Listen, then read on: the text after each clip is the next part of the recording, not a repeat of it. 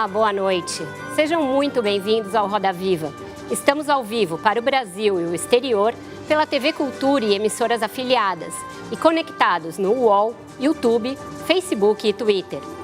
Se existe algum motivo positivo em uma epidemia como essa que assola o mundo todo, sacode a política e a economia e parece longe do fim, é ter renovado a confiança das pessoas na ciência como um caminho para superar a crise.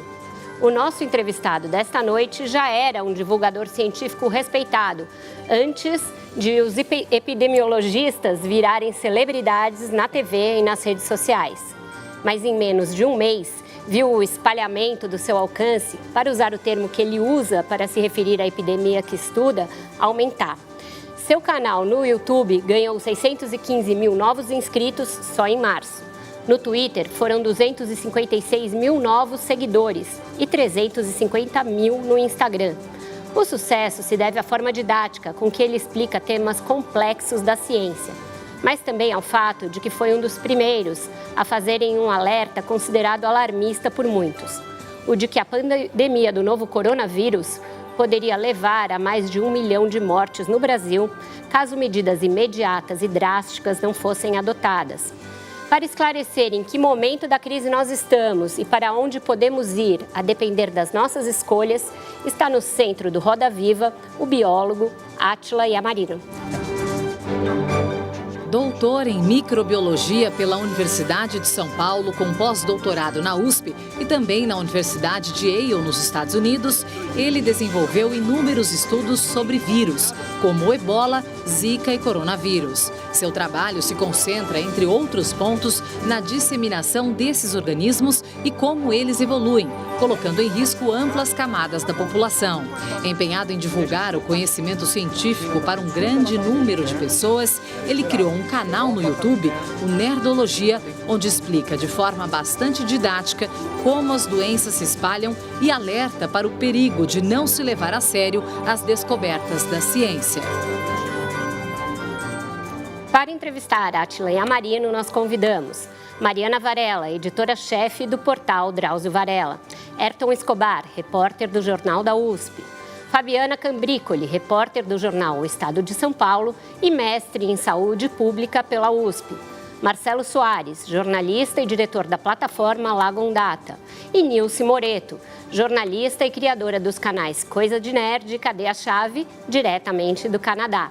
Contamos ainda com os desenhos em tempo real do nosso confinado, mas sempre presente, Paulo Caruso. Boa noite, Átila. Boa noite. Muito obrigada por estar aqui conosco essa noite. Prazer. Eu vou te fazer uma pergunta e queria que você também explicasse por que preferiu estar no estúdio em vez de fazer essa entrevista remotamente. Obrigado. A pergunta, Átila, é o seguinte: um dos seus vídeos que mais viralizaram no seu canal do YouTube é esse em que você prevê que a gente podia ter mais de 1 milhão de mortos se não tomasse providências urgentes e deixasse funcionando mais do que o essencial para o país não parar. Eu queria que você dissesse em que modelo está baseada essa tua previsão, que também acabou sendo confirmada e até superada pelo estudo do Imperial College de Londres da semana passada, e se você acha que depois disso a gente tomou providências que nos tiram dessa zona quase apocalíptica que você previu. Perfeito. Bom, eu estou aqui, acho que fazem 12 anos que eu não venho para cá. Da última vez que eu vim foi no surto de 2009, de H1N1. Só que eu estava na bancada como blogueiro cobrindo isso. De lá para cá, junto com o pessoal do Jovem Nerd, eu participei do Nerdologia, participo dele ainda, faço meu canal. Eu não pesquisei coronavírus, infelizmente. O laboratório próximo trabalhou com ele, eu já trabalhei com vários outros. Mas, primeiro, né, por que eu estou aqui? Eu estou aqui porque a outra opção seria levar uma série de pessoas para casa. E assim que começou essa pandemia, meu sogro tem mais de 70 anos, ele está fazendo quimioterapia pelo SUS e radioterapia, ele está dentro de vários grupos de risco e pessoas com câncer são pessoas que são mais vulneráveis à Covid e podem ter muito mais complicações. Então a alternativa está aqui seria levar uma série de pessoas para casa e expor mais ele a isso. Eu sei que eu sou jovem, que eu posso contrair a Covid aos 35 e ter menos complicações, eu tenho menos chances de ter as complicações sérias, mas qualquer um contaminado pode levar o vírus para o meu sogro, que é do grupo de risco, para os meus pais, que são do grupo de risco, e eu não queria colocar ninguém em risco. Então a gente teve que tirar meu sogro e minha sogra de casa, colocar na casa da cunhada, e eu vou ter que ficar em quarentena em casa agora por uns bons dias depois dessa, para não deixar a vida de ninguém em risco. Obrigada por isso, e aí eu queria que você dissesse como que a gente está. Exato, sobre o estudo. Tem duas ferramentas, que são as duas ferramentas que eu vou usar para responder qualquer coisa que me perguntarem aqui hoje, que são duas coisas que estavam em muito descrédito e que é bom que a gente está renovando a confiança nelas agora, nesse momento que a gente precisa disso, que são a imprensa e a mídia, para entender o que está acontecendo no mundo, que vem sendo atacada há muito tempo já. E eu fui obrigado a colocar em casa uma antena de TV na TV, que fazia muito tempo que eu não fazia, porque eu acho muito mais confiável me informar pela imprensa hoje do que por redes sociais, porque a informação é mais curada, por gente competente que está sabendo do que está falando, e a ciência. Tudo que a gente vai falar, qualquer resposta que eu puder dar hoje que é mais certa, depende de ciência, seja histórica, para reconstruir o que aconteceu em 1918 e no presente, ou predição, epidemiologia, biologia, para a gente saber outras coisas. Quando qualquer tomador de decisões, quando qualquer político, sanitarista, alguém que vai tomar decisões que afetam a vida das pessoas, vão tomar uma medida hoje em dia, eles dependem disso, de olhar para o passado e de perguntar para a ciência o que a gente prevê. E o que mais está em alta hoje em dia, que a gente tem mais condições de fazer, são os modelos e as previsões epidemiológicas para saber o que é o potencial de infecção das pessoas. Então, essa previsão que eu fiz, na verdade, não fui eu que fiz. Eu peguei a previsão do Imperial College, que é um grupo de epidemiologia de mais de 50 membros mundiais, que informa a OMS, que informa uma série de países, que levantou um estudo para responder para o governo inglês o que aconteceria se a Inglaterra não parasse. E o que eles falaram foi que, dado o potencial de quase todo mundo pegar a Covid, e dado uma mortalidade de pelo menos 1%, que é o que se estimou na China e em outros países agora, Itália e Coreia do Sul, o número de pessoas que iam morrer na Inglaterra, no Reino Unido, seria pelo menos 500 mil de pessoas se nada fosse feito. Porque tem as pessoas que morrem da doença e tem as pessoas que morrem porque o sistema de saúde não dá conta de atender qualquer outra coisa. Então, não vai ter ambulância para ninguém, não tem atendimento para quem sofreu um acidente de carro, não tem leito para colocar ninguém em hospital, por aí vai, porque é uma doença que hospitaliza muitas pessoas. E a projeção deles para os Estados Unidos eram de pelo menos 2,2 milhões de americanos, se nada fosse feito para lá. Então, uma extrapolação grosseira para o Brasil, sem levar em conta a faixa etária e outras coisas, seria 1 milhão de mortes, pelo menos, se não se fizesse nada aqui. Hoje não, domingo, dia 29 de março, o Trump citou esse mesmo estudo, falou que eles esperam pelo menos 100 mil americanos mortos, dado o curso atual da doença lá, com eles fazendo o que eles podem fazer, entre 100 e 200 mil, e se eles não fizessem nada, seriam mais de 2 milhões, o que bate muito bem com os números do Imperial College, mesmo que tenha sido a equipe da Casa Branca que montou o estudo dele. Foi o número que eu citei, foi o número que me assustou, e o que mais me assustou não é esse número, na verdade, porque eu acredito que todos os países estão fazendo alguma coisa. Então é difícil da gente caminhar para esse cenário, mas é porque o intervalo de tempo em que isso acontece é muito curto. Então, tem erros de casa decimal, pode ser que seja 1,2, 1,5, 1,15, qualquer coisa assim, mas em ordem de grandeza é disso que a gente trabalha, é nisso que a gente trabalha. E o tempo para isso acontecer é daqui para agosto, no máximo. Então, assim, mais do que o teto, que pode ser um desastre, e a gente pode empilhar desastres para estimar, o intervalo que a gente tem para agir é muito curto. E essa é a grande urgência, foi isso que me deu essa ânsia de correr e fazer esse vídeo, de correr e falar para as pessoas do que pode acontecer se nada fosse feito. Até então, o Brasil não estava tomando medida nenhuma. Felizmente, em questão de dias, a maioria dos estados, agora todos já pararam, entraram em quarentena, reduziram a circulação das pessoas, mas porque o intervalo de ação era esse mesmo. E, assim, 1 ou 2 semanas mais para frente, representa lá depois algumas dezenas ou centenas de milhares de pessoas que não precisavam ser perdidas por causa disso. Tá certo. Fazendo a roda girar, Fabiana, por favor. Boa noite, Átila. Boa noite.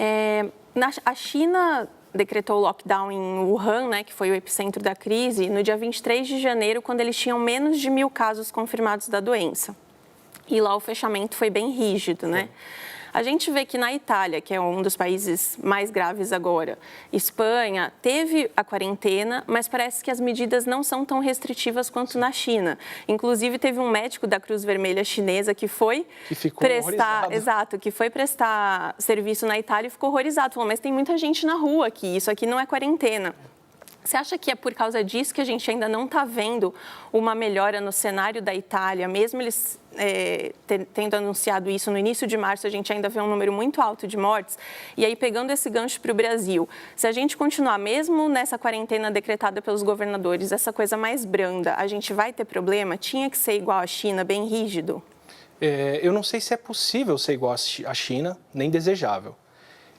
Eu acredito que o mundo inteiro está passando pelo que está passando por menosprezar o que a China fez, em vários sentidos. As pessoas às vezes entendem que eu estou defendendo a China, eu só estou levando a China a sério. Eu estudo o vírus há muito tempo, trabalhei de longe, usei a SARS, que foi o outro coronavírus que circulou em 2003, como modelo epidemiológico. Ela é o grande modelo de estudo do que poderia ser uma pandemia pelos últimos 17 anos e foi ultrapassada agora pela Covid. E a China passou pela SARS, a Coreia do Sul passou pela MERS, que é um outro coronavírus, e foi a mais bem preparada para responder agora super cedo. Singapura passou pela SARS e está super bem preparada para responder agora cedo. E eu acompanho os estudos que são publicados desde 2005, no mínimo, de pesquisadores da China e do mundo inteiro, coletando coronavírus lá, falando, olha, existem vírus parecidos com o vírus da SARS, que circulam em morcegos por aqui, e se eles voltarem a circular em pessoas, isso vai ser um problema enorme. Desde então, todo mundo condena o mercado de pescado chinês, o hábito que a China tem de venda de animais silvestres em espaços de feira, onde as pessoas têm animais de criação e animais que eles caçam e põem tudo junto e preparam, tratam com a mão. Os próprios pesquisadores chineses chamam isso de uma bomba relógio há 15 ou mais anos. Então, eu sei o que eles estavam vendo já.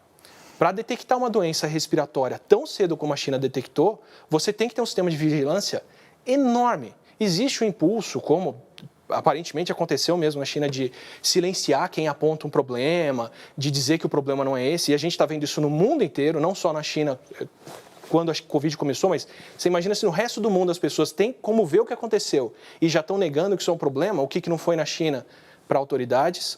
Mas eles responderam muito seriamente no começo. Como você disse, antes de ter 1.000 casos, eles já pararam o Wuhan, mas pararam de trancar as pessoas em casa e ninguém poder pôr o pé para fora. O comitê da OMS, o comitê científico que foram avaliar como foi a resposta da China, então não sou eu dizendo como que foi a resposta deles, é o comitê que avaliou, fala que foi a resposta mais rígida, mais ágil, mais complexa e mais bem coordenada que a humanidade já viu para conter uma pandemia. Então, é a segunda maior potência do mundo, deslocando todos os recursos para um ponto, porque ao contrário do resto do mundo, eles só estavam com casos começando em Wuhan, não é como a gente que está em vários estados, com uma resposta desse nível de um estado autoritário que tem um poder de coerção e de trancar as pessoas em casa que país democrático nenhum sonha em ter. E com isso, eles só tiveram 80.000 casos e 3.000 mortes. Então, sabendo do que eles já estudavam e sabendo da seriedade da resposta deles, que com certeza quase país no mundo tem condições de dar uma igual, e a maioria dos cidadãos provavelmente não queria passar por uma resposta dessa, era de se esperar que em qualquer outro lugar que o vírus caísse, ele faria um estrago muito maior. Mariana, por favor. Boa noite, Átila. Bom, parte do governo federal, Átila, com exceção do Ministério da Saúde, tem subestimado, a gravidade da pandemia, do novo coronavírus. O presidente Jair Bolsonaro, por exemplo, chegou a dizer que, por ele, somente os idosos e os doentes crônicos deveriam ficar em isolamento, contrariando as recomendações da Organização Mundial da Saúde e da maioria das entidades médicas e de especialistas, Na live que você fez no dia 20, se não me engano, você alertava para o risco de haver milhares de mortes, chegando até passar de 1 milhão no Brasil, se a gente não tomasse nenhuma medida. Você acha que a posição do governo pode dificultar a implementação dessas medidas de mitigação da disseminação do vírus? Eu acho que vai contra o que todos os líderes mundiais estão fazendo. Eu sei de um líder mundial que está dizendo que Covid não é nada e que o país não está tomando ações contra, que é a Bielorrússia. Que a recomendação eu não sei nem se é presidente lá, mas a recomendação dele é de que sauna 3 vezes por semana e lavar as mãos com vodka resolve. Não resolve. Tem que lavar bem as mãos com sabão mesmo. Mas a gente vai ver. Vai ter um país no mundo para mostrar o que acontece quando ninguém faz nada. O Imperial College renovou as estimativas deles para o mundo todo. O que eles apontam para o Brasil, se não fosse feito nada, é 1,15 milhões de pessoas mortas ou algo assim. Tem outras estimativas diferentes para cá. Mas, em última análise, sendo muito pragmático agora, nesse momento, o que a gente depende é de que ações estão sendo tomadas. Os estados todos pararam a circulação, puseram as pessoas em quarentena, restringiram comércio, restringiram tudo. Então, eu sinto que a gente está num momento em que a casa está pegando fogo, a gente quer tirar todo mundo de casa para não perder ninguém nessa. Então, e não me importa se quem acendeu o fogo agora, ou se o bombeiro que está lá fora é de direita, de esquerda, vota em quem não vota, ou o que ele quer. Estão tomando ações para fazer isso? Tá ótimo. Se estiver atrapalhando esse tipo de ação dos estados, está atrapalhando o que o mundo inteiro está fazendo. Se os estados estiverem agindo independente, se torna irrelevante, para falar a verdade. E agora a gente vai interromper um pouquinho a bancada para conectar o Canadá. Nilce Moreto vai fazer uma pergunta para o Átila. Nilce. Oi. Átila, antes de tudo, eu acho que é bom deixar público o nosso reconhecimento pelo seu trabalho. Obrigado, Nilce. Eu trabalho com internet e eu sei que as pessoas que estão comunicando na internet sobre isso têm você como uma fonte muito importante, então, e a gente sabe de toda essa exposição, de tudo que isso traz. Então, muito obrigada mesmo pelo seu trabalho. E a minha dúvida é porque a sensação que a gente tem no Brasil é que nós estamos no escuro, né? Nós não temos... Eu acredito que as medidas nos estados foram ágeis, os governadores tomaram essa medida ágil depois que o alerta foi dado, mas, ao mesmo tempo, a impressão que a gente tem é que a gente não tem um número exato de casos, não temos... Eu vi numa live sua falando que esse cálculo poderia ser feito estimando pelo número de mortes, né? A gente tem aí uma proporção, um número que se repete, mas nem as mortes confirmadas, causadas pelo coronavírus, a gente consegue mensurar mais. E como a gente sabe onde nós estamos na epidemia, em número de casos? Porque a impressão que eu tenho é que nós estamos no escuro. Estamos no escuro? Sim. Assim, diferentes medidas colocam a gente em diferentes pontos do que está acontecendo. É como se você estivesse no escuro, e você tem os testes, que são a lanterna que você pode apontar para qualquer direção e saber de fato o que está acontecendo lá. A Coreia, por já ter passado pela MERS no passado, por passar por um outro surto de coronavírus, que morreram, acho que 38 coreanos, foi um executivo que foi para o Oriente Médio, contraiu o coronavírus, que também pode virar uma pandemia e é preocupante. Chegou na Coreia, passou por 3 hospitais e infectou toda a equipe médica que atendeu ele, e morreram 38 coreanos. Eles foram muito criticados por isso em 2015 e se prepararam para qualquer outro problema depois. Então, eles são um país que respondeu melhor agora porque já estavam pré-imunizados, não fisicamente, fisiologicamente, mas socialmente, para se preparar para o que vinha. Eles mostram o que é andar com essa lanterna. Não tiveram que parar.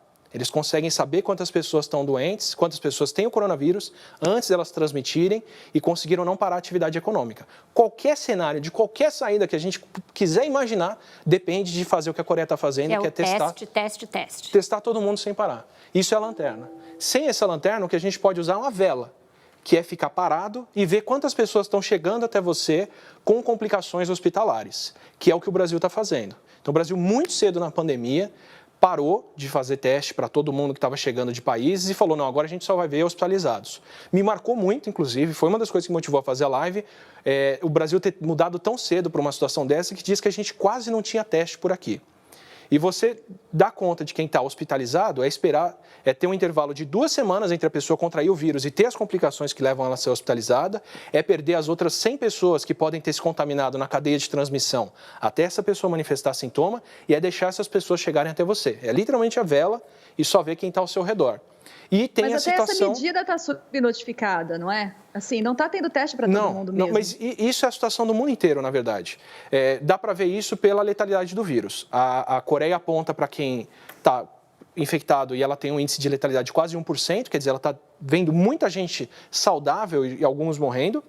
A maioria dos outros países estão em alguma faixa entre 3% e 5%, como o Brasil, que é essa correria do vamos ver e diagnostica, não diagnostica, sabe, não sabe.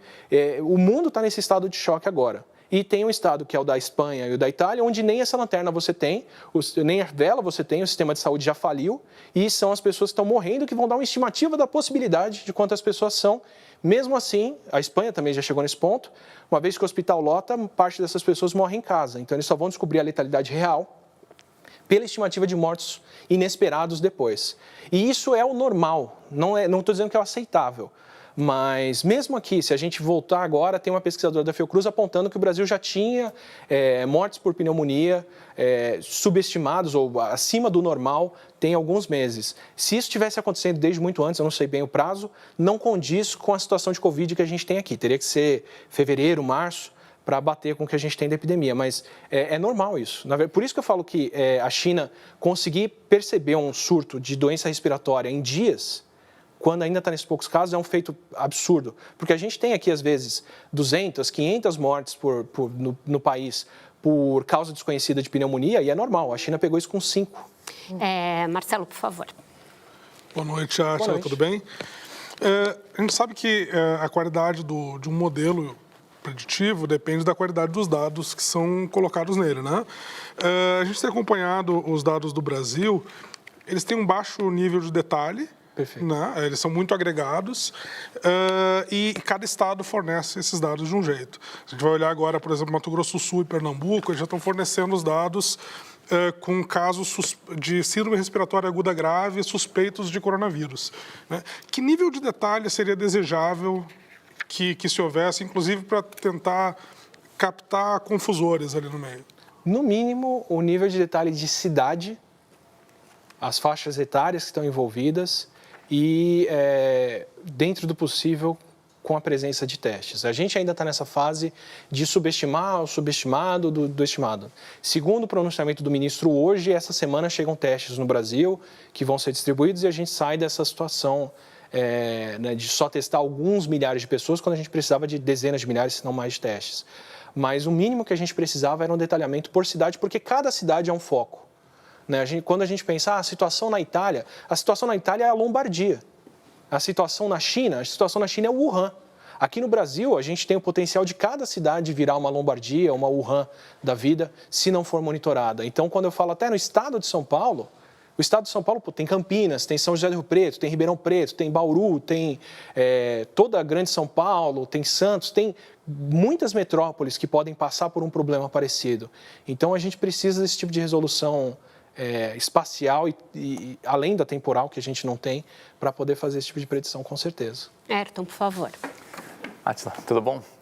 Eu queria perguntar sobre essas comparações que você estava abordando agora, que são feitas naturalmente entre os países, né? A gente fala muito da Itália, da Espanha, o que está começando a acontecer agora nos Estados Unidos, mas o Brasil é um país muito diferente. Sim. Né? O país é um país de dimensões continentais, com uma diversidade todas possíveis, né? Então, como você falou, aqui cabe a Itália, cabe a Espanha, cabe os Estados Unidos, cabe a China, cabe tudo, né? Demograficamente, socialmente, economicamente, é um país extremamente diverso. Sim. Né? E dentro dessa diversidade ainda você tem as diferentes ações que cada estado está tomando. Então, como é que você consegue transpor essas projeções, as simulações que são feitas? Claro que o vírus é o mesmo, a biologia do vírus não muda, mas o ambiente muda muito, né? E aí o pessoal fala muito da questão de aqui ser um país mais quente, aqui tem menos idosos, mas por outro lado a gente tem muita favela, tem muita pobreza. Então, quais são as características do Brasil que talvez possam ser favoráveis e que podem ser prejudiciais para a realidade que essa epidemia vai ter aqui? Perfeito.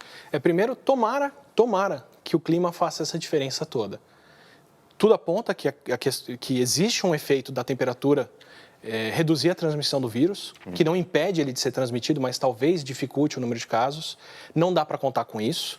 Não é alguma coisa em que qualquer governo devia se basear para decidir fechar ou não, devia se basear no pior cenário, porque a gente não sabe. Território novo, o ministro fala isso a cada reunião. Nunca houve um vírus se espalhando dessa forma, como esse vírus, como está acontecendo agora. Mas, se a temperatura fizer essa diferença, vai poupar muitas regiões do Brasil que têm menos infraestrutura de terem problemas mais sérios, como o Sudeste e o Sul vão ter. No HN1 de 2009, o estado mais afetado foi o Paraná, e foram as regiões próximas de Uruguai, Argentina, que eram mais frias. Talvez a situação seja parecida agora.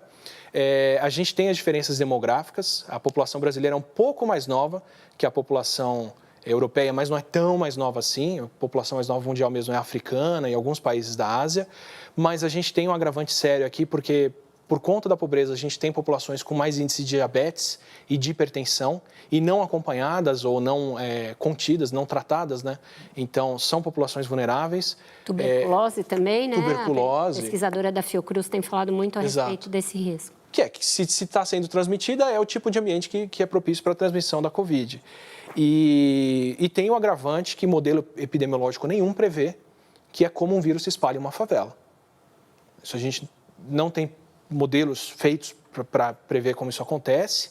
A gente pode assumir que a transmissão vai ser maior, porque não tem como separar as pessoas do ambiente, então eu tenho essa opção, né? Eu tenho o privilégio de poder mandar meu sogro e minha sogra para a casa da minha cunhada, que comporta mais 2 pessoas em casa, e eu vou ficar num quarto e minha esposa vai ficar no outro. Então, a gente consegue se dividir em casa. Numa casa que vivem 6 pessoas em 2 cômodos, não existe essa opção de isolamento, né? Então, a gente não leva isso em conta. E não leva em conta também o volume do atendimento hospitalar que a gente pode dar conta aqui. Tem muitos epidemiologistas trabalhando aqui no Brasil para transpor esses modelos para cá. Tem algumas outras estimativas de menos casos ou de mais ações, mas o maior fator que importa em qualquer canto é o fator tempo. É quando agir e o intervalo de tempo que a gente tem para atacar. E é curto, é muito curto em qualquer lugar, independente do clima. Mas está aberto ainda. Está aberto e, felizmente, por qualquer simulação ou por qualquer estimativa, o Brasil agiu cedo antes de chegar no número alto de mortes. Então, a gente pode ter uma subestimativa, como a Nilce apontou, a gente pode estar tateando no número de casos, pode estar subestimando o número de pessoas com Covid, mas os estados brasileiros pararam muito cedo. Em relação à Itália, em relação à Espanha, em relação aos Estados Unidos, a gente conseguiu parar muito antes. Tem como saber o efeito disso. Apesar de não ter testes aqui, o Brasil começou com um crescimento relativamente igual ao da Espanha, com o número de casos dobrando a cada 3 dias, que é o que acontece quando você tem mais de um centro epidêmico no país. Então, a Itália tem a Lombardia, o vírus dobrava lá a cada 5 dias de caso. O Brasil e a Espanha têm várias regiões atingidas, o número de casos aqui está dobrando a cada 3 dias. Se as medidas, só que a gente entrou no ciclo de infecções 2 semanas ou 3 semanas depois da Espanha. Então, a Espanha de agora é o futuro para onde o Brasil estava arrumando se não tomasse as medidas que tomou 1 semana ou 2 atrás. Se chegar em abril e a gente não tiver na situação da Espanha já, de ter leito faltando em hospital, de já ter que colocar corpo em necrotério e câmara refrigerada e ter os velhinhos morrendo em casa, é resultado da ação direta de ter parado agora, que eu espero muito que seja o caso. Eu também espero que seja o caso e agora a gente vai para um rápido intervalo. Voltamos já com o biólogo e divulgador científico Átila Yamarino. É só um instantinho.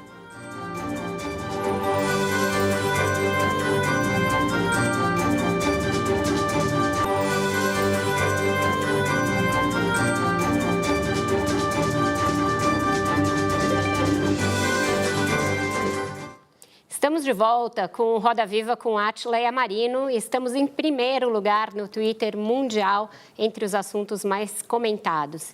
E a próxima pergunta eu trago de lá, pergunta do Flávio Cordeiro. Átila, ele está perguntando se existe a possibilidade de o coronavírus se transformar em um vírus sazonal, anual, como outros vírus. E eu emendo isso perguntando o seguinte, a nossa melhor perspectiva de uma vacina é para daqui a 1 ano e meio.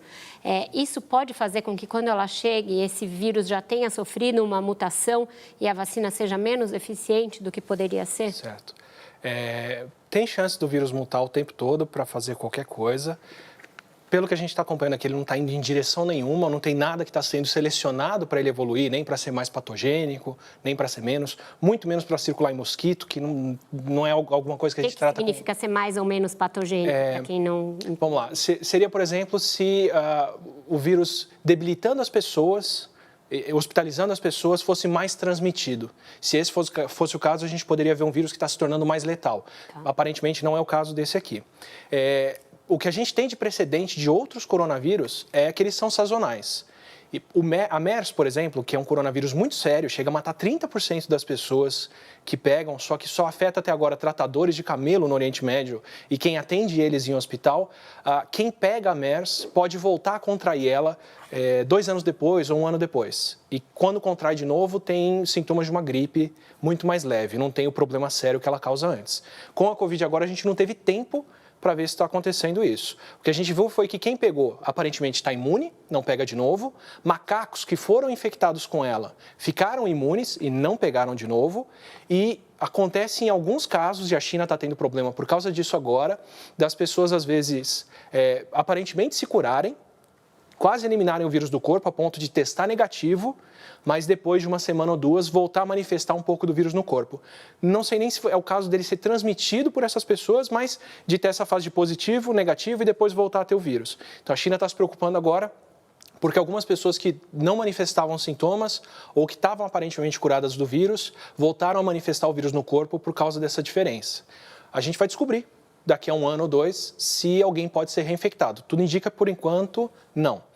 O tempo para desenvolvimento de vacina, no melhor dos cenários, é esse de 1, 2 anos ou mais. Uma vacina leva em média 10 anos para ser feita. Em processo aceleradíssimo, qualquer vacina que seja feita ainda tem que ser testada para segurança, para ser produzida em escala. Para eu vacinar 1 bilhão de pessoas, tem que ser uma vacina segura e isso demanda tempo. O que acontece é que se a gente chegar no mecanismo de vacinação do coronavírus bom, que pode ir para uma vacina, depois dá para trocar o vírus que é introduzido nela. Foi o que aconteceu com a gripe de 2009. A vacina veio rápido porque era uma influenza e a gente já tem vacina de influenza, só trocou o ingrediente, mas o preparo é o mesmo. Quando a gente chegar numa vacina agora, pode ser bem o caso. Pode ser que talvez a gente tenha que trocar, porque o mundo já selecionou um outro Covid, que é o que está mais circulando, mas tendo um mecanismo que funciona bem para ele, para o vírus, vai ser fácil de fazer isso. Roda está aberta, senhores podem... Átila, você mencionou aí o H1N1, né? Muitas pessoas fazem comparações com outras epidemias, H1N1, a própria SARS, até a gripe espanhola.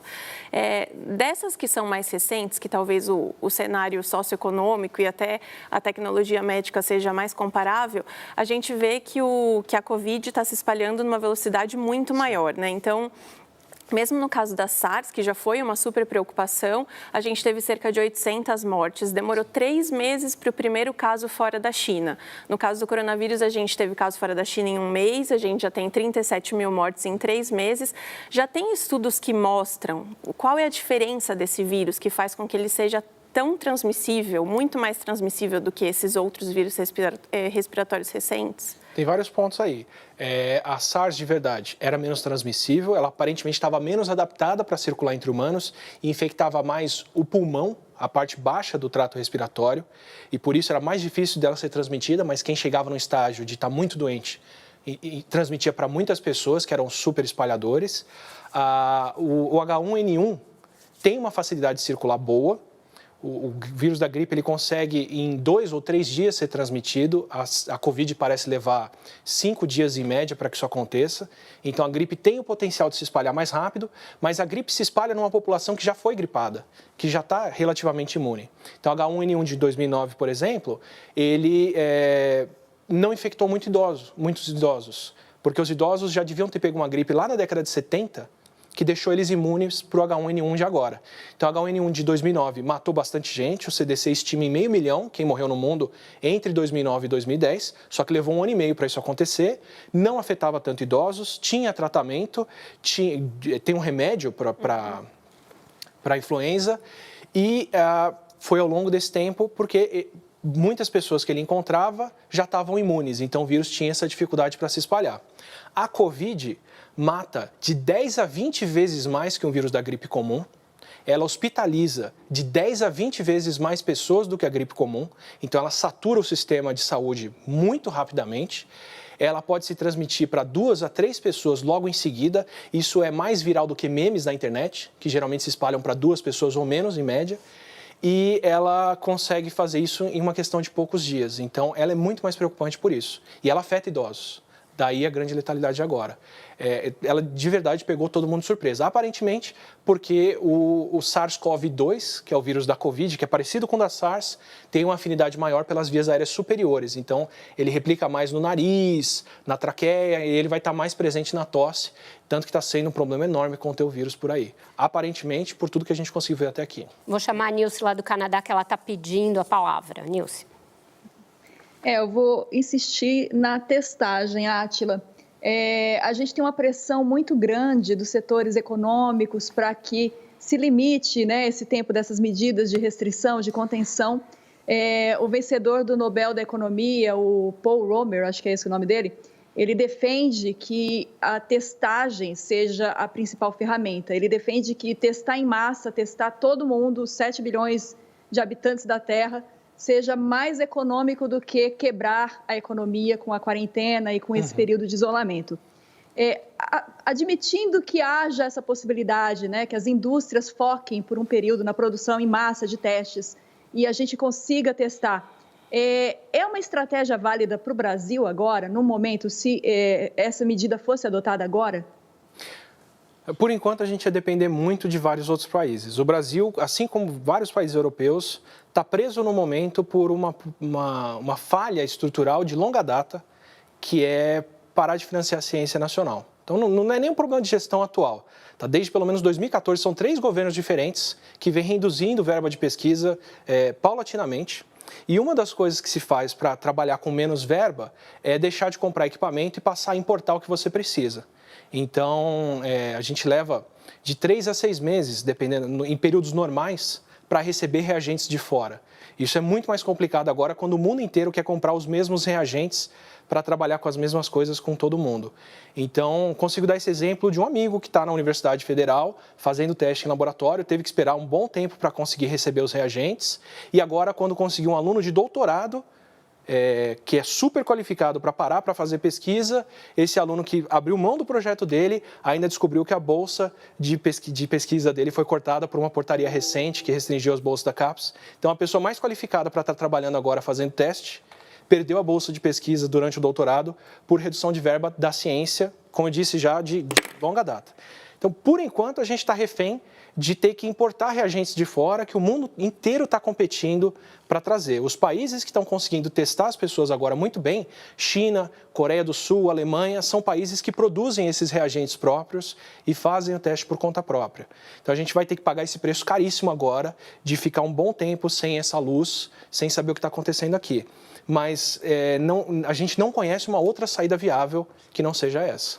E Átila, sem essa capacidade de testagem em grande escala, como é que a gente vai saber quando é seguro acabar com o isolamento, acabar com a quarentena? Não vai saber.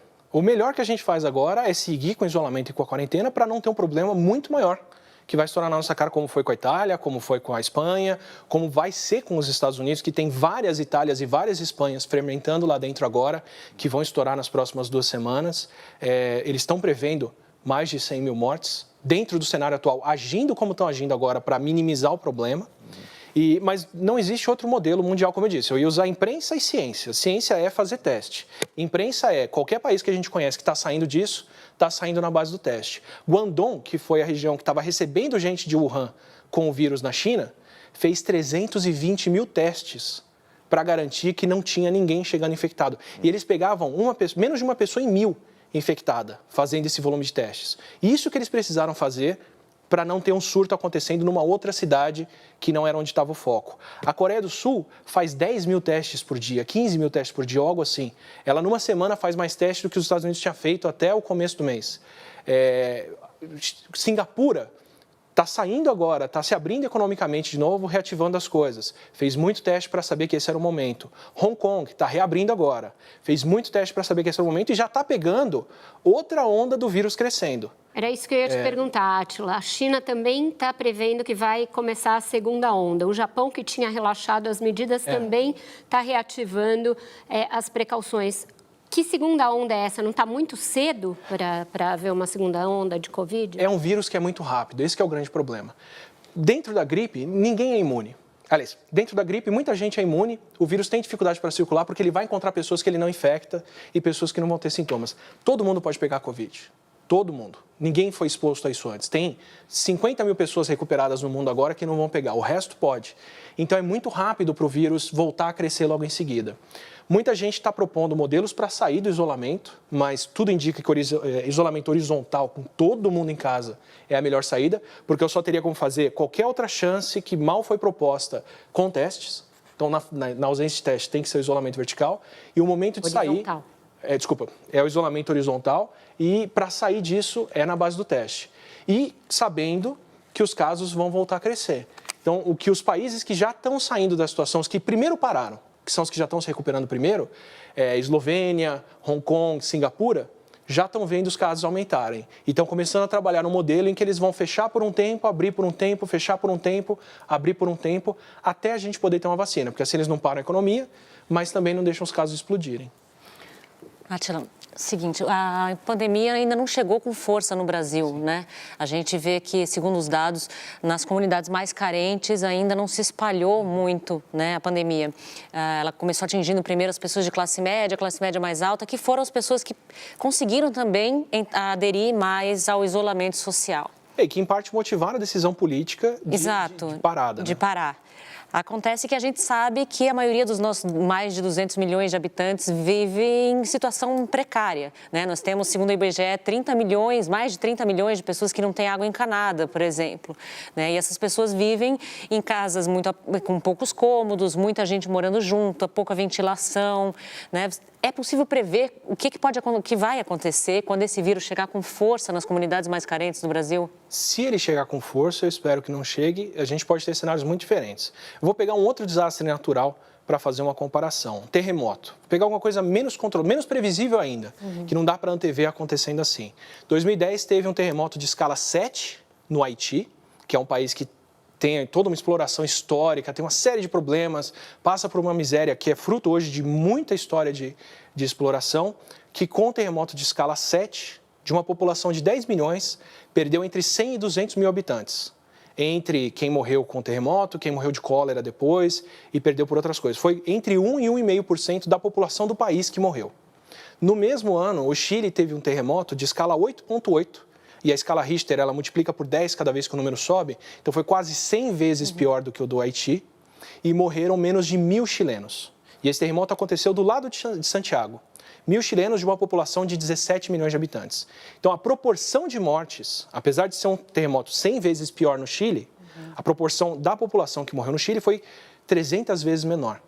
Tá? E isso é o grau que preparo, ação humana, infraestrutura, planejamento conseguem proteger vidas humanas hoje. Quando a gente cita uma simulação para falar que, olha, pode morrer 1 milhão de pessoas ou pode morrer 10 mil, parece inconcebível essa diferença de tamanho, mas se você pegar o caso do terremoto entre Chile e Haiti, essa é a diferença de escala tranquilamente. Tá? Então, aqui no Brasil, a gente pode escolher o nosso caminho.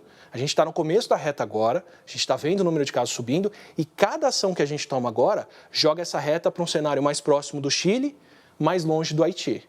Né? A gente não está numa roleta aqui, em que a gente não sabe onde o número vai cair.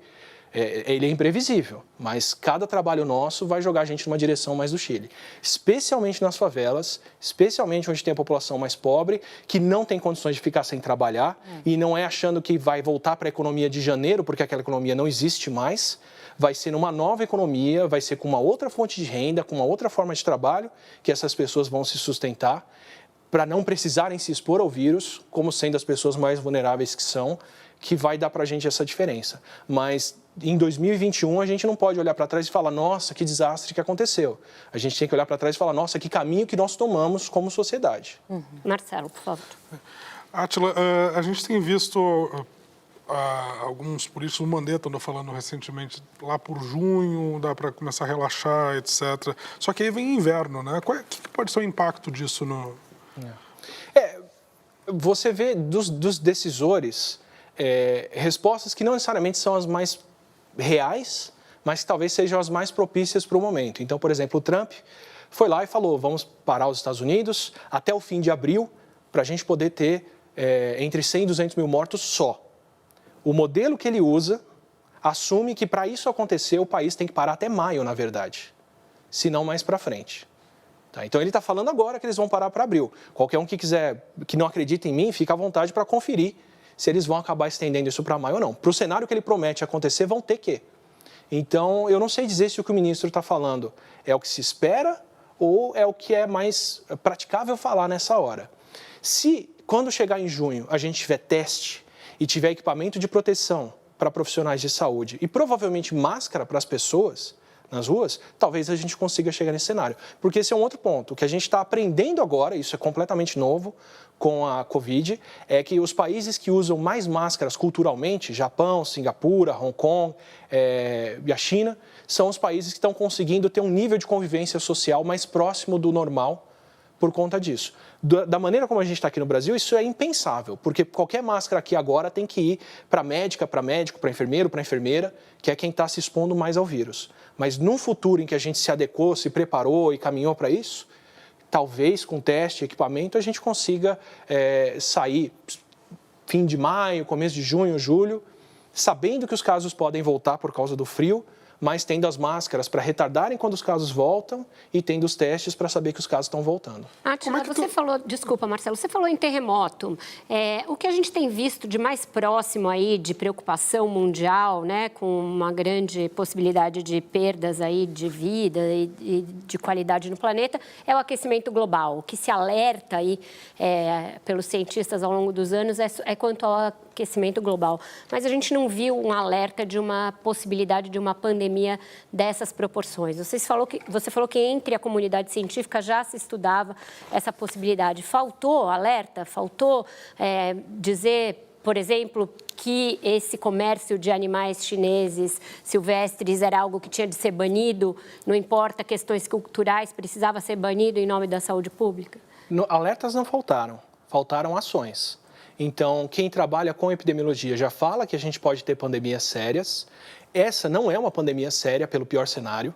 A pandemia do pior cenário... Fala isso, pelo amor de Deus. Não, eu torço para que isso seja um preparo para a gente para uma situação pior, que é possível, porque um vírus que se espalha como o vírus da gripe, que é de 2 em 3 dias e não de 5 em 5, como é a Covid, e um vírus que tem uma letalidade como foi a da SARS, em 2003, que é de 10%, ele faria um cenário do que a gente está vendo agora acontecendo em um mês, sem tempo de preparo nenhum e lotando hospitais muito mais cedo. Isso é uma possibilidade concreta. Existem vírus que fazem isso. O vírus da gripe aviária pode fazer isso. Por isso que se monitora ele tanto. O que a gente não ouve falar normalmente é porque esse monitoramento está acontecendo pré-exposição. Então, todo ano, algum país tem que matar não sei quantos milhões de galinhas, ou porcos, ou gansos, ou patos, justamente porque apareceu um vírus novo desses perigosos. O mundo monitora isso. Mas certas atitudes precisam de uma força política maior. Então, o Oriente Médio, a Arábia Saudita não parou de criar camelo, apesar de ter a MERS, apesar de todo mundo avisar isso. O mundo inteiro sabe da MERS desde 2013, desde 2012, sabe há 8 anos da MERS, não preparou vacina até agora. E parte do esforço de vacina hoje em dia para a Covid é o uso que a MERS já fez. Desde a SARS a gente avisa que isso pode acontecer e a China não fechou os mercados agora fechou. Agora eles pararam de vez, mas desde então se avisa. Então, assim, aviso não faltou. Faltou disposição política para preparo. Acho que eu vi a Nilce levantar a mão ali. Diga, Nilce. O Átila descreve um mundo futuro que anula o mundo passado, né? Esqueça o mundo que passou, que agora vai ser tudo diferente. E quando você fala também desse aspecto econômico, que a gente tem que pensar em saídas, eu penso nos meus pais, que são idosos, né, em parentes que são de grupo de risco. Enquanto não houver uma vacina, essas pessoas precisam ficar em casa. É esse cenário que a gente está falando. E então, quando a gente pensa, quando você fala num mundo novo, num sistema econômico que contempla essas pessoas, isso já deve entrar na nossa mente agora, né, Átila? Porque a gente não tem uma vacina e provavelmente esse vírus vai voltar e vai continuar circulando.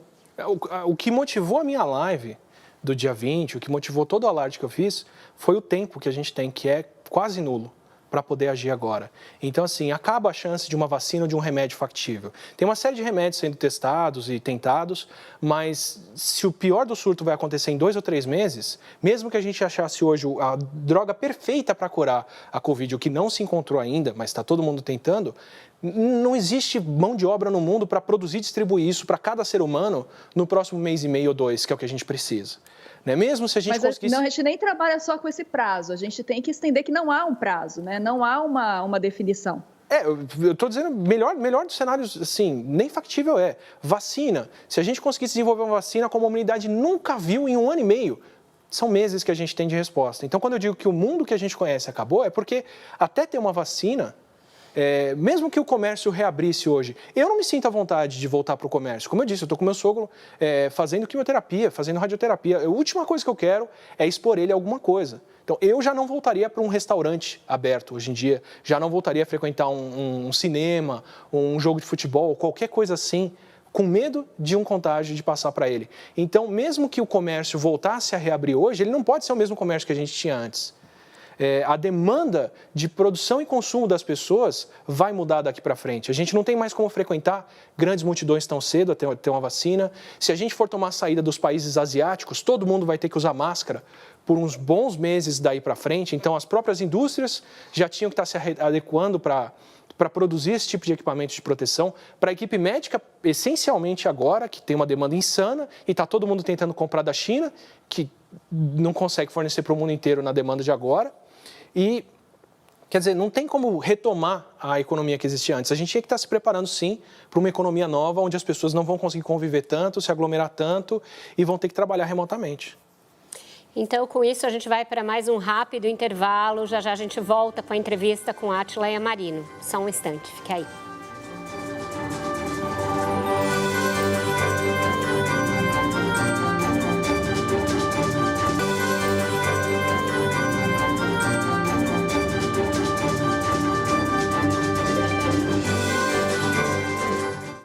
Estamos de volta com a entrevista com Átila Yamarino. Eu queria voltar ao ponto que a gente estava, porque eu acho que é o que interessa a maior parte das pessoas que está em casa. Jornalista e cientista tem aí a fama de ser arauto das más notícias.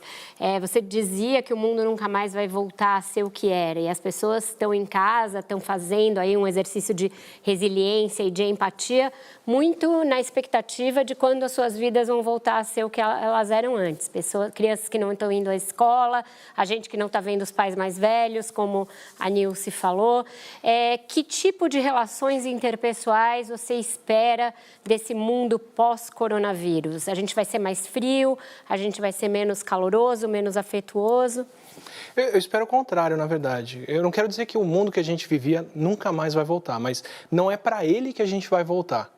Então, pelo menos não de imediato. Nem depois, eu acho. Porque, assim, de imediato a gente não vai poder voltar porque até ter uma vacina e está todo mundo protegido, ou se sacrifica todos 15% dos idosos do mundo, que eu não acho concebível, ou a gente vai ter que tomar precauções e manter todo mundo bem até chegar num ponto em que tenha vacina. Mas, nesse meio tempo, as pessoas vão mudar, né? Hoje tem pais e mães convivendo muito mais com os filhos em casa, coisa que 70 anos não se faz no país. Geralmente eram outras pessoas que cuidavam dos filhos enquanto os pais trabalham, aqui no Brasil e até em outros lugares. Eu renovei o contato com todo mundo, porque agora quero saber se meus pais estão bem, quero saber se meus sogros estão bem, quero saber como é que está a família. A gente tem que manter esse contato para saber que está todo mundo bem. Mas é um contato virtual, remoto. Sim, mas mesmo virtual, é uma constância de conversa muito maior do que se tinha antes, enquanto estava todo mundo com a cara enfiada no trabalho. Tem um monte de gente descobrindo que o trabalho pode ser feito remotamente e que podia estar trabalhando de casa. Involuntariamente, as escolas estão experimentando com o ensino à distância, que talvez seja mais adotado daqui para frente com as pessoas. E eu tenho certeza que a gente vai dar um outro valor para festas, para churrascos, para grandes reuniões quando sair daqui. Eu espero que a gente renove a confiança na ciência e na mídia, que era uma coisa que estava sendo jogada fora e dada como garantida por muito tempo, e agora a gente está descobrindo a real importância disso. Mas entre as pessoas também, acho que a gente está tendo que renovar esses laços e ver. Eu preciso saber se meus vizinhos estão bem, porque se eles estiverem com Covid ou se acontecer alguma coisa, eu estou no mesmo prédio, eu convivo com a mesma coisa. A gente está convivendo com um problema que era uma doença respiratória de alguém do interior da China, que chegou aqui nesse tempo. Então, a gente vai ter que trazer as vidas mais para juntos, sim, daqui para frente. Vai ser um mundo diferente, mas vai ser um mundo mais unido, eu acho. Átila, você falou que a gente precisa usar essa experiência para renovar a confiança na mídia e na ciência, né? A gente vê que mesmo durante esse surto, com toda a gravidade, tanto em número de vítimas quanto dessa mudança, né, do nosso cenário social, das nossas relações, ainda tem muita gente que desacredita, desde líderes políticos. A gente viu aí o presidente Jair Bolsonaro minimizar várias vezes, e isso dá um exemplo para a população, mas também muita gente na internet, que é o campo que você entende bem. Inclusive, tem vários outros youtubers que ficam te acusando de ser irresponsável, alarmista, Queria ver, em primeiro lugar, como que você vê o papel desses líderes políticos que passam essa mensagem minimizando o surto, né? Você falou, se os governadores tomarem as medidas corretas, não tem problema o que o presidente está falando. Mas ele passa uma mensagem para a população quando ele vai para a rua e fala, a gente precisa trabalhar. E a outra questão é, no caso das mídias sociais, youtubers, produtores de conteúdo, você acha que no balanço elas estão fazendo mais bem ou mais mal durante esse surto, né? Considerando tanto pessoas que passam informações confiáveis quanto quem traz fake news. Perfeito. Eu acho que, primeiro, é uma situação preocupante, sim. Como eu disse, a gente pode ter um cenário do Haiti ou um cenário do Chile, e isso depende de atitudes coletivas e individuais. E eu quero ter o cenário do Chile. Eu quero ter um cenário de poucos milhares de mortos. Então, eu quero avisar as pessoas de que isso depende delas também, independente do que as pessoas achem. Eu acho que vão ter dois lados. Tem o lado de quem não aceita que a realidade mudou ainda. Isso é um impulso normal de todo mundo. Então, o primeiro impulso que eu tive quando eu vi os estudos projetando o tempo que a gente tinha e o que isso ia provocar, foi uma sensação de luto, de perda. De perda da minha liberdade, de perda do que eu tinha. Eu literalmente cheguei para minha esposa e falei, bom, a gente tem mais algumas semanas de vida normal pela frente e tudo vai virar de ponta cabeça depois. E em 2 semanas a gente está na situação que a gente está agora. Então, tem uma sensação de perda mesmo. Tem as pessoas quererem voltar para o que tinha antes, e isso tende a acontecer mais dentro de um movimento conservador, por exemplo, que se movimenta por trazer as pessoas para um passado que era melhor ou que tinha mais coisas. E a gente tem um histórico de pelo menos alguns anos aí, de negação da ciência, dos fatos, de verdade, com outras narrativas. O que acontece é que a gente nunca teve uma narrativa sendo confrontada tão rápido com a realidade. Então, por exemplo, a Vera falou do aquecimento global. Quem nega o aquecimento global vai ver esses efeitos acontecerem daqui a 20 ou 30 anos. Quem vai ser afetado não são as mesmas pessoas que estão negando agora, que vão ver isso acontecer depois.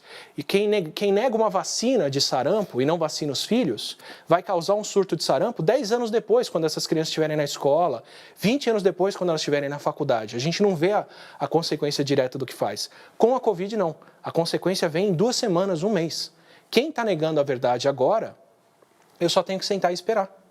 Porque o que essas pessoas estão falando vai mudar daqui a 2 ou 3 semanas. A mesma coisa vale para os líderes. Mas elas causam um mal coletivo também. A mesma questão do movimento antivacina, né? Se elas não se isolam, não se protegem, elas estão ajudando a propagar o surto também. São 2 braços que a gente precisa ter nesse momento. Tem que ter o braço de infraestrutura, e esse braço o Brasil está tendo de sobra, de parar comércio, de parar o movimento das pessoas, construir hospital de campanha, construir mais leito, trazer equipamento, trazer teste. Isso, cada pronunciamento do ministro, a gente vê mais dessa infraestrutura se concretizando. É exemplar o que o Brasil está fazendo nessa direção. E a gente tem que ter as figuras públicas que vão comunicar para as pessoas por que elas têm que ficar em casa. Se a gente vai passar 2 meses parado, tem que ter alguém explicando por que isso é importante. E isso vai fazer falta se não for feito. Átila, como é que tu compara as maneiras como o Jair Bolsonaro e o Trump reagiram à doença? Eles reagiram de maneira parecida até no começo, né? E assim, a gente alinha eles de repente por orientação política e por afinidade, mas o mundo inteiro tem líderes de direita e de esquerda, Inglaterra, Coreia do Sul,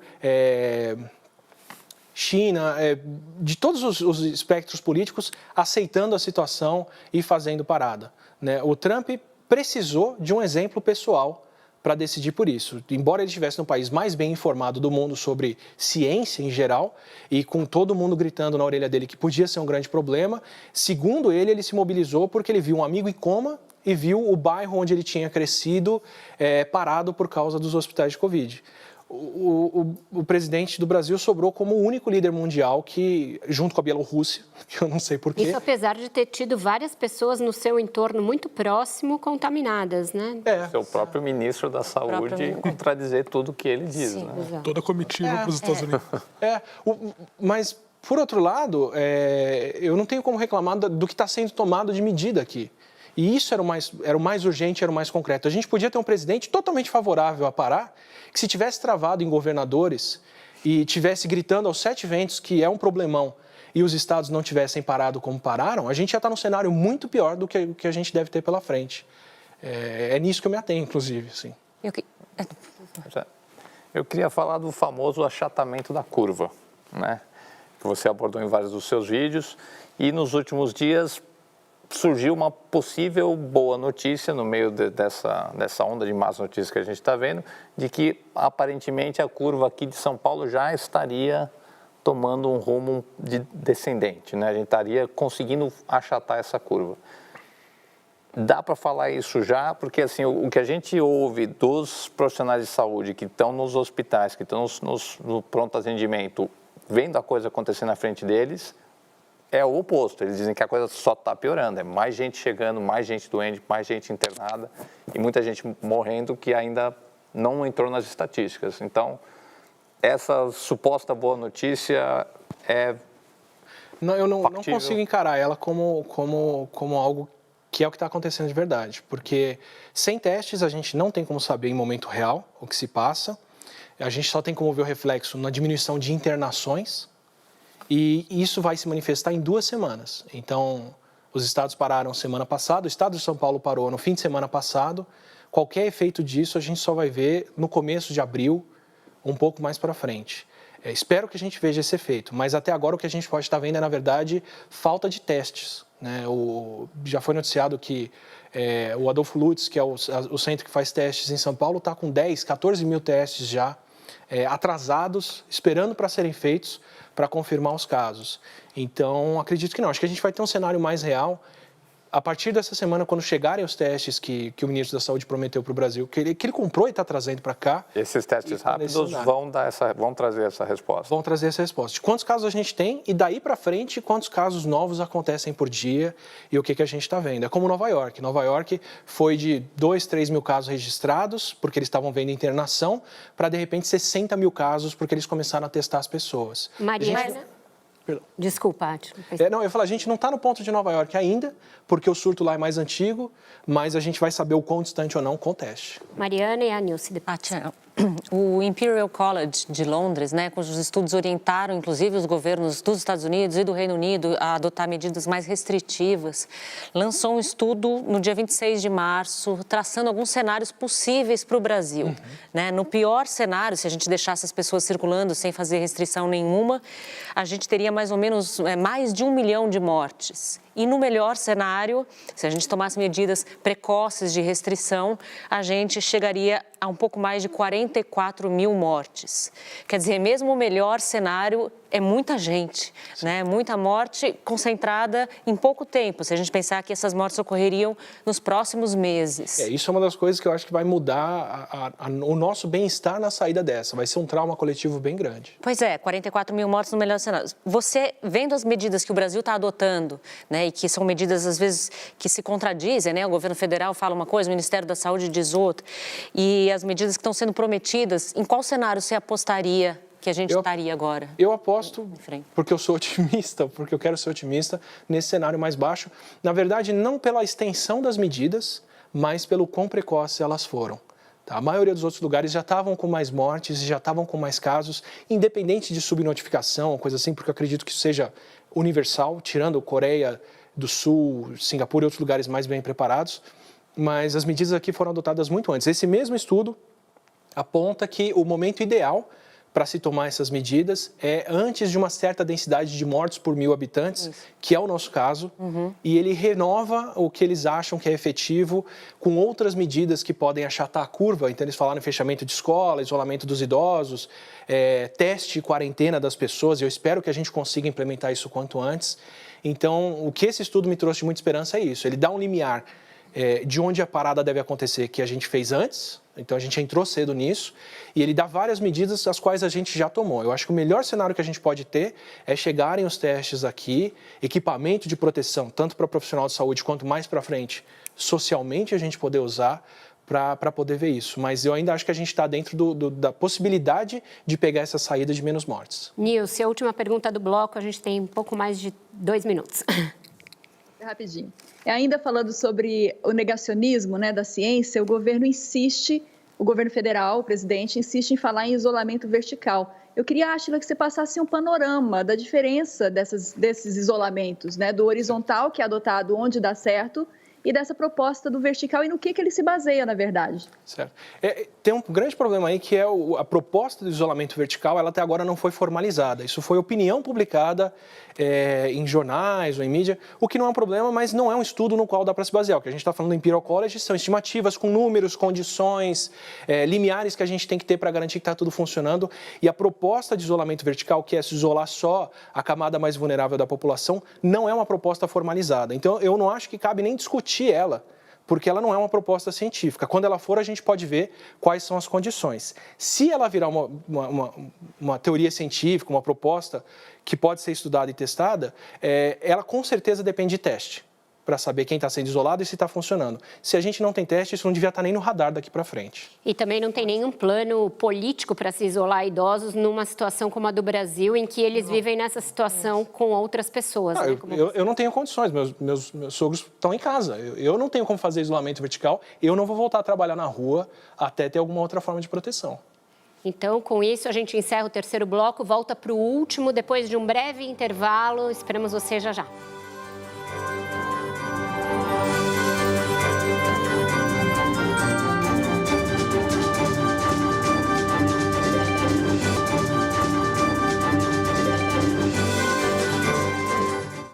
Estamos de volta para o quarto e último bloco da entrevista com o biólogo Átila Yamarino.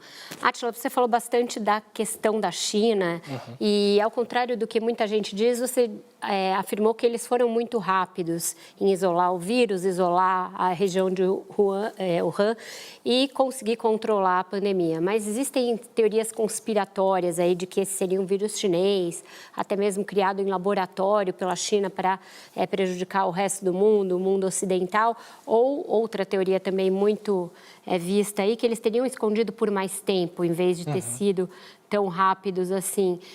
O que a ciência permite dizer em relação a essas teorias do vírus chinês? Perfeito. A ciência permite dizer que esse não é um vírus manipulado em laboratório e que esse não foi um vírus selecionado para infectar bem humanos, porque isso deixaria assinaturas no vírus que a gente tem como ver e reconstruir. A ciência também aponta que tem vírus como o Covid, como o SARS-CoV-2 agora, em morcegos. Tem todo um contexto de onde ele pode ter vindo da natureza, que se aponta que podia acontecer. Então, por tudo que a gente pode olhar para o vírus, é muito difícil de falar que ele veio de um laboratório ou que ele foi manipulado para ser espalhado. Se foi de uma forma que a gente não tem como detectar, e elas são muitas. Sobre o número de casos na China, eles podem até ter escondido casos. A China não é o país mais aberto em relação ao que se passa lá dentro. Os mais fechados, inclusive. E o Ocidente tem uma desconfiança enorme. Mas tem medidas que a gente pode ter. Por exemplo, viajantes com vírus. Por que a gente sabe que o Irã tem mais casos do que eles reportam? Porque muitas pessoas do Irã viajaram para fora com o vírus. Com base nos viajantes infectados, se estimou que no começo de fevereiro, quando eles falaram que tinham 1.000 casos, eles já tinham provavelmente mais de 20 mil, já podem estar chegando a 500 mil de casos. Mas eles não dão esses números. Só que pelas pessoas de fora que a gente detecta chegando com ele, tem como saber. Se tivesse um foco de doença fora de Wuhan, se tivessem mais casos, a gente teria como ver pela assinatura do vírus, que a China não tem como controlar, que o vírus estava vindo de outro lugar.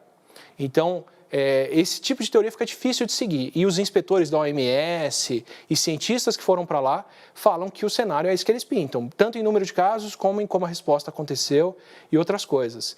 Eles com certeza tentaram abafar o negócio. O prefeito de Wuhan teve que pedir desculpa por tentar silenciar o médico que morreu depois. Então, isso bate com o histórico que eles já têm de terem tentado abafar a SARS por 3 meses antes ou mais tempo até. Mas eu não colocaria isso como... claro, tem peculiaridades da China ser um Estado autoritário e outras coisas, mas em termos de tempo de resposta e responsabilidade, eu ainda acredito que eles agiram mais cedo do que quase qualquer país agiu, tanto que todos os outros países do mundo sabiam que o vírus estava vindo e nenhum deles conseguiu conter o vírus como a China conteve. Acho que só a Coreia do Sul, que estava tão bem preparada quanto. Sobre chamar de vírus chinês, a própria OMS recomenda que não se use esse tipo de estigma, porque é isso que faz uma cidade tentar abafar os casos. É não querer ter o nome depois de vírus de Wuhan ou vírus daquele lugar. Quando a gente faz isso, a gente está incentivando a próxima cidade a abafar os casos também, porque eles não vão querer receber esses nomes. E também é ruim estigmatizar. Eu não quero que aqui no Brasil ele seja conhecido como o vírus de quem viaja, como o vírus de Brasília, que são as pessoas que trouxeram o vírus para cá. Eu não quero esse estigma nas pessoas, eu não quero esse estigma internacional. Isso, inclusive, bate com a pergunta sobre as redes sociais que a gente tem recebido, né? Eu coloco hoje redes sociais como um bom lugar para conversar com as pessoas, mas um péssimo lugar para se informar, porque é o último lugar onde esses boatos continuam circulando. Então, dentro da grande imprensa, a gente tem uma coragem muito melhor de informação do que redes sociais, apesar de eu estar lá tentando informar as pessoas. Por falar em redes sociais, foi nas redes sociais, acho que se espalhou principalmente, né, até por meio de algumas autoridades, mas é onde tem mais alcance, toda a questão da eficácia ou não da cloroquina, dos remédios, cloroquina, hidroxicloroquina. A gente já sabe que isso levou várias pessoas à farmácia, já teve relatos de pessoas que morreram com efeito colateral. O que dá para a gente dizer hoje dos estudos que existem, dos efeitos da cloroquina contra a Covid, se são de fato promissores, né? Os estudos iniciais estão sendo questionados. A sua opinião como cientista do que você já leu, tem evidência científica suficiente para ter uma esperança maior? Quanto tempo a gente demoraria para ter uma evidência mais robusta para que isso fosse colocado de fato na prática, no tratamento? O meu primeiro impulso é ser bastante cético por causa do momento em que a gente está. Eu aplico isso para qualquer remédio, eu aplico isso para qualquer vacina. É um momento em que a humanidade quer uma saída, todo mundo quer ver as coisas funcionando, todo mundo quer salvar vidas. Então, a gente tem que ter uma certa calma com as soluções que estão vindo agora, porque elas podem estar sendo oferecidas nessa corrida de achar alguma coisa que vai tirar a humanidade do problema, porque a gente não quer estar nesse novo mundo que está sendo imposto agora. Vacinas estão nesse ponto. Eu não vou levar a sério nenhuma vacina até ter um estudo científico publicado, dando os números de quantas pessoas foram vacinadas e como a coisa andou. Até lá pode ter o país que for testando. A mesma coisa para curas. O caminho mais curto para arrumar uma cura agora é pegar um remédio que já funciona para outras coisas, e a gente já sabe que é seguro em humanos, mas eu só vou olhar para eles quando a gente tiver o que acabou de sair, por exemplo, com a lopinavir e mais uma outra droga, que são antivirais contra o HIV. Testaram com pessoas sendo tratadas para Covid, deram esse medicamento anti-HIV para elas e saiu um estudo muito grande agora, publicado em boas revistas internacionais, com todas as pré-condições, onde eles testaram em pessoas que...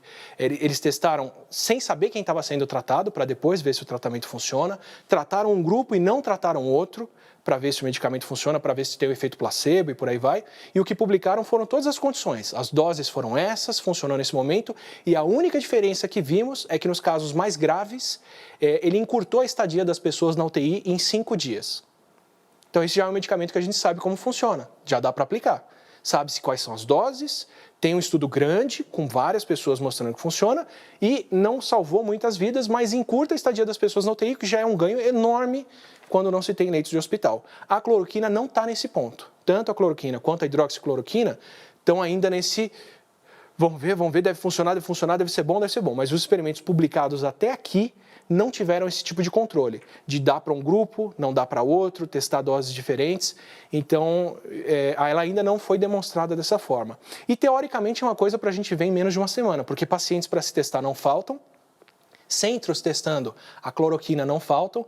Então, eu, como cientista um pouco cético, esperaria um grande estudo saindo dentro da próxima semana ou duas falando isso. Enquanto não tiver esse estudo, para mim, não é um tratamento. Pode ser que funcione, tem N hospitais testando para ver quais são as condições, mas eu esperaria esse tipo de estudo sair para poder se comparar e saber como que é. Nilce, com você. Em todo cenário que o Átila descreve, a gente vê a ciência como única saída, né? A ciência salvando a gente. E eu sei que o Átila tem essa preocupação, ele já até apontou no nosso primeiro bloco aqui, é uma preocupação que Leon e eu temos o tempo todo no nosso canal, que é a valorização da pesquisa, da ciência nas universidades, mas também como prática de vida do brasileiro mesmo, né? Esse entendimento de que a gente precisa urgentemente fazer um investimento na ciência, na educação e na pesquisa. Átila, o que seria o melhor cenário para o Brasil hoje? Como o Brasil deveria estar nesse momento para a gente ter um pouco mais de tranquilidade para lidar com essa doença agora? Qual que seria o cenário utópico ideal para a gente? E eu vou emendar a pergunta da Nilce, perguntando o que a comunidade científica brasileira tem feito de relevante na pesquisa da Covid e o que ela poderia ter feito mais se não fosse essa mentalidade de que ciência é supérflua, de que esse gasto pode ser cortado. A ciência é uma infraestrutura que ela é fácil de você descartar e não ver os efeitos a curto prazo. Isso vai acontecer depois, ela é infraestrutura, né? Você vai reduzindo o fomento dela e não vai sentir falta até uma situação crítica como essa de agora, infelizmente. Acho que o melhor cenário que a gente poderia ter agora é, primeiro, importar testes, todos os possíveis para poder andar com a coisa, mas, segundo, já dar capacidade para centros de pesquisa brasileiros poderem fazer os testes também, porque mão de obra qualificada não falta no país, falta reagente e dinheiro para manter a infraestrutura funcionando. O próximo passo seria estar testando justamente quais são os tipos de medicamento, quais são as saídas, possíveis vacinas, condições sociais e outras coisas que ditam isso, né? A gente está vendo um desprezo mundial por ciências sociais e humanidades, por exemplo, mas é quem teria toda a condição de apontar para a gente agora quais são as favelas que são mais vulneráveis, quais são as pessoas que estão mais Inclusive, um assessor na linha de reta. presidencial recomendou que pesquisadores de humanas virem confeiteiros, né? Eu gostaria de alguns desses confeiteiros para me dar esses dados, porque eu preciso deles para poder fazer uma estimativa do que está acontecendo aqui.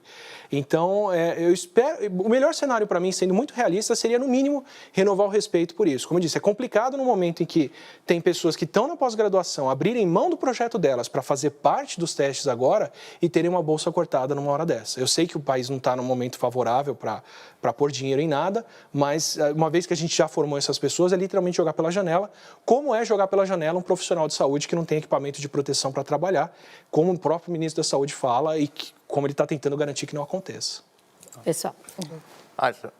Voltando a uma questão um pouco mais técnico-científica aqui, você falou que o vírus aparentemente não está sofrendo mutações, né? E que aparentemente quem é infectado uma vez ganha imunidade, né? Não vai ser infectado novamente.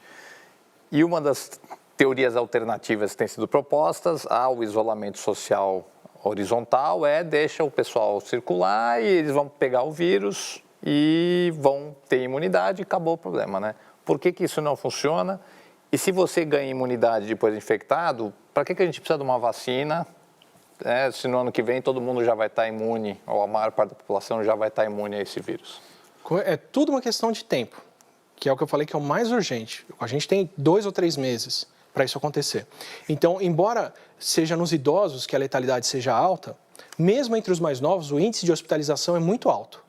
E alguém com 30 anos com diabetes ou com hipertensão entra num risco de morte muito mais alto e não é alguém que numa vida normal era descartável, como se trata às vezes, o idoso vai morrer, mas ele já ia morrer esse ano mesmo.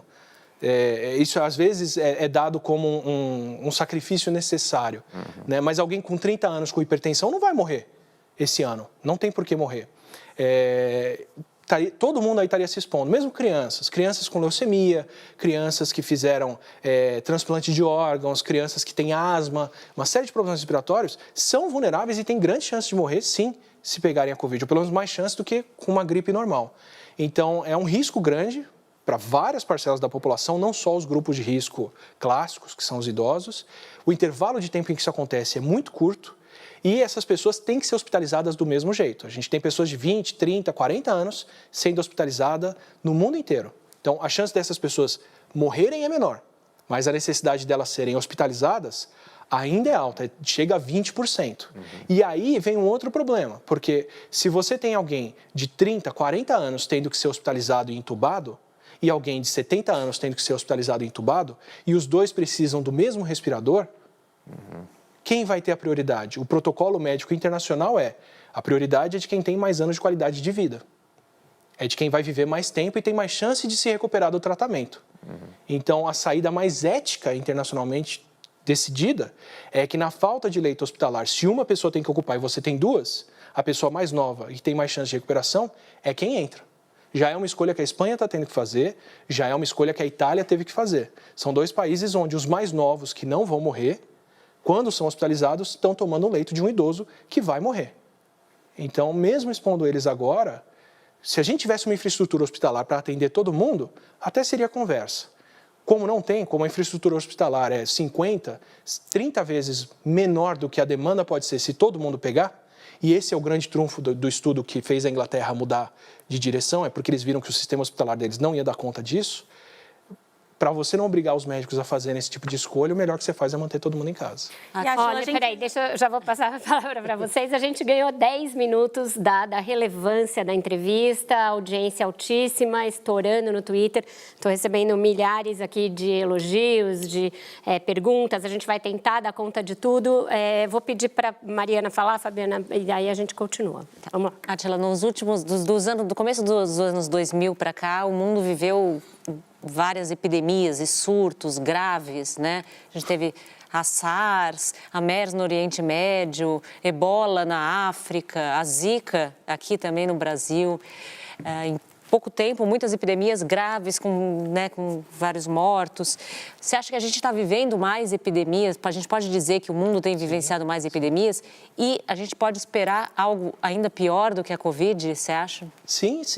Nós vivemos num mundo mais conectado, mais urbanizado, mais empilhado e tumultuado, com mais convivência com animais silvestres, com mais degradação ambiental, com mais pessoas vulneráveis que fizeram transplante, outros tipos de tratamentos médicos, com mais pessoas empilhadas em prisões, em favelas. Idosos. Então, vulnerabilidades abundam. Por isso, quase toda nova doença que circulou é justamente uma nova... Aliás, quase toda doença infecciosa que aparece é uma nova doença que saltou para humanos, como Zika, como dengue, como a febre amarela saltando de novo para pessoas, como é a Covid, como podem ser várias outras. Então, sim, nós criamos condições de vida modernas que transmitem os vírus. HIV não tinha como ser transmitido antes de ter centros urbanos, uso de drogas injetáveis e outros hábitos. Hepatite C também, hepatite B e uma série de outras viroses recentes e doenças bacterianas. Sim, e tem potencial para novas virem, tem potencial para outras, inclusive piores. A gripe aviária é uma dessas que a gente teme muito, porque ela seria um problema mais seríssimo se acontecesse, e já dá para ver que a gente estava despreparado para uma gripe dessas. Eu realmente espero que uma das lições mais fortes seja essa, inclusive, né? A Coreia do Sul, Singapura são os países que estão agindo mais bem agora, porque já tinham tido um contato com uma doença dessas antes. Eu espero que isso ensine para a gente, porque vulnerabilidades a gente está tendo cada vez mais. Marcelo? Átila, tudo bem? Falou nas pessoas empilhadas em prisões. Aqui nos presídios de São Paulo, 7 a cada 10 presos não recebem sabonete quando eles necessitam. 8 em cada 10 prisões não têm equipe básica de saúde, né? Tem os funcionários, tem os agentes penitenciários, cozinheiros, etc., que precisam ir e voltar todo dia. O que pode ser o impacto da Covid no sistema prisional e o que seria uma medida adequada para lidar com isso? Impacto pode ser enorme, com muita gente infectada, talvez menos letal porque são pessoas que estão numa faixa etária menos vulnerável do que os idosos, geralmente são pessoas mais novas. Melhores saídas, eu acredito que o Drauzio Varela teria muito mais condições de responder do que eu. Só lembrando que a gente tem muita tuberculose nas penitenciárias também, né? Já tem uma série de outras coisas empilhando. O que eu vejo outros países fazendo, e eu não estou dizendo que isso é viável no Brasil, ou que é o que devia ser feito, é diminuir a população prisional temporariamente. Tá? Os Estados Unidos teve que soltar pessoas por ofensas menores para aliviar prisões. Estão tentando acompanhar crimes agora, mas não vão prender pessoas por crimes mais leves. O Irã soltou as pessoas das prisões. Eu não sei dizer se isso é factível aqui. Estou longe de ter a competência de saber recomendar esse tipo de coisa, mas, de fato, é um problema sério e, de alguma forma, tem que ser encarado. Átila, queria voltar um pouquinho na questão que o Ayrton colocou de se as mais pessoas pegarem a doença, vai diminuir o número de suscetíveis e assim talvez a gente diminuiria o surto, né? Você falou que um dos principais problemas é que a gente não tem tempo para isso, né? Porque seria uma epidemia concentrada. Mas a gente ainda não tem evidência também se essa imunidade seria permanente, né? Eu queria que você explicasse um pouco essa diferença. Assim, tem doenças que se a pessoa pega uma vez na vida, ela nunca mais se infecta. Tem outras que ela pode se infectar várias vezes. A gente tem algum indício de qual é a cara desse novo coronavírus? Provavelmente a pessoa fica com uma imunidade temporária e às vezes por causa de alguma mudança na cepa ela pode pegar e aí o que criaria várias ondas, não sei. A evidência que a gente tem nesse momento é que quem pegou não pega de novo. Nunca na vida. Uma vez que está imune, não dá para saber se é nunca na vida porque quem se curou há mais tempo foi há 1 mês e meio. Então, em 1 mês e meio, a gente sabe que essas pessoas não são reinfectadas. O precedente que a gente tem de vírus próximos é que as pessoas podem ser infectadas depois, sim. Então, não tem nem como a gente contar nesse momento que vai chegar um ponto em que está todo mundo imune e o vírus não circula mais. mesmo a varíola, que estava todo mundo imune para o resto da vida, como é um vírus que circula pelo ar também, continua circulando por muito tempo, encontrando as pessoas vulneráveis. Átila, voltando ao mundo que nunca mais vai voltar a ser o que era antes e que provavelmente não vai deixar muitos de nós dormirmos esta noite, a questão dos viajantes, né? Você falou, vamos culpar os viajantes. Você imagina que a gente vai viver num mundo muito mais transformado em aldeia de novo, apesar dele ser, hoje em dia, ultra conectado pela tecnologia, pelas soluções que têm de ser globais, pelas experiências de outros países, ou que a gente vai poder voltar a circular livremente pelo mundo num espaço de tempo razoável? Eu vou dar como espaço de tempo razoável daqui para o fim do ano. Daqui para o fim do ano eu acho muito difícil de a gente voltar a ter circulação de pessoas como a gente via antes. As companhias aéreas todas estão tendo que se preparar para um cenário de que poucos voos vão acontecer dentro de um futuro próximo. Porque nenhum país quer uma reintrodução do vírus e quer um foco novo da doença começando. Então, pelo menos, no futuro próximo, a gente vai ter circulação restrita, sim. E nesse sentido, a gente deveria ter coibido a realização do carnaval nos termos em que a gente viu, com aquela quantidade de gente, e a gente deveria ter quarentenado quem foi para a Itália, quem foi para a Europa no carnaval? Dentro do que o Brasil estava testando e monitorando, não se tinha casos no Brasil até o carnaval. Pode ser que já tinha gente infectada aqui, foi um erro e a gente vai reconstruir depois, mas dentro do que os agentes de saúde podiam testar e acompanhar e tomar as decisões deles, não se tinha casos no Brasil. Sobre parar e quarentenar todo mundo não é factível no fim das contas. Tanto que a gente estava preocupado com pessoas vindo da China com o vírus e quem trouxe o vírus para cá veio da Itália e veio dos Estados Unidos depois. Em muito pouco tempo os Estados Unidos virou outro foco. Inclusive é uma coisa que eu não sei se o Brasil ainda permite a ida e vinda de pessoas dos Estados Unidos, acho que era um dos únicos países que a gente não tinha restrito, mas já demorou para fazer isso porque é um foco, é o epicentro da Covid inclusive hoje. De brasileiros em outros países, você acha que a gente tem de restringir? Não, esses não, porque se a gente restringe o movimento dessas pessoas, elas vão fazer esse movimento de uma forma que a gente não tem como acompanhar. Isso o mundo inteiro já aprendeu. Se, por exemplo, a gente virasse e falasse, no começo da Covid, ninguém pode vir da China para o Brasil. Não vem brasileiros da China, ou não vem brasileiros da Itália para o Brasil. Tudo bem, quem está na Itália ia viajar para a Espanha, ia viajar para a França, ia viajar para a Inglaterra e vir de lá. Então é meio impraticável conter isso. Agora tem que ter esse cuidado. Traz, quarentena quem chegou, monitora. Com transmissão local aqui talvez nem faça tanta diferença, mas para um futuro provavelmente é o caso. Desculpa, a Fabiana, ela estava fazendo sinal lá. Não, é que você falou que pelo menos até o final do ano, provavelmente a gente não vai ter, por exemplo, esse cenário de normalidade de viagens que a Vera mencionou. Mas falando sobre essa quarentena mais restrita, assim, falando no cenário interno mesmo, das pessoas fazendo auto-quarentena, se isolando e tal, a gente pode, sei lá, prever que a gente pode ter uma situação igual à da China, de que em 3 meses, talvez, pelo menos a gente vai voltar ao trabalho presencial ou não, por conta daquilo que você já falou, que nenhum país democrático vai conseguir tomar as mesmas medidas da China, esse período mais difícil nos outros países vai durar mais tempo. E só para finalizar, já que você fez uma projeção super ousada de 1 milhão de mortes, eu queria que você desse a sua projeção para esse período também. Se você fosse apostar quanto tempo esse período mais crítico vai durar no Brasil, quantos meses ou, sei lá, anos você daria? A projeção, de novo, quem fez foi o Imperial College, foi o estudo deles, eu reproduzi. Eu não vi até agora nenhuma projeção deles para prazo das coisas, porque a situação não está resolvida até aqui. Uma coisa é clara, a situação da China, ninguém tem, ninguém mais vai ter.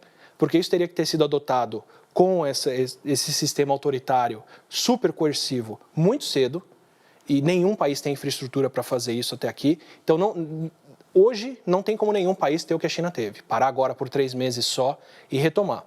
Alguns países se mobilizaram de outras formas antes, como é o caso da Eslovênia, como é o caso de Singapura, Hong Kong. E, para nossa vantagem, nós temos uma máquina do tempo aqui. Porque por poucas viagens e por estar tão longe da China, o surto demorou para acontecer no Brasil. Então, o que eu posso falar para qualquer governante, para qualquer líder, para qualquer pessoa é dar um telefonema para a Itália, para os Estados Unidos, para qualquer outro canto para perguntar o que está acontecendo lá. Você quer saber se devia parar ou não? Liga para o governador de Nova York, pergunta o que ele está achando de ter que comprar respirador manual para botar 5 pessoas para manter alguém vivo apertando aquilo não sei quantas vezes por minuto para a pessoa poder respirar, porque ele não vai ter respirador automático para todas as pessoas. A gente tem essa viagem no tempo. O melhor cenário que a gente pode ver agora é o que Hong Kong está passando, é o que Singapura está passando, que caminha para ser uma alternância entre períodos fechados e períodos abertos. A gente está numa fase agora em que modelos econômicos ou modelos de saída vão ser propostos, a gente tem como avaliar, e a gente vai depender de teste para executar isso.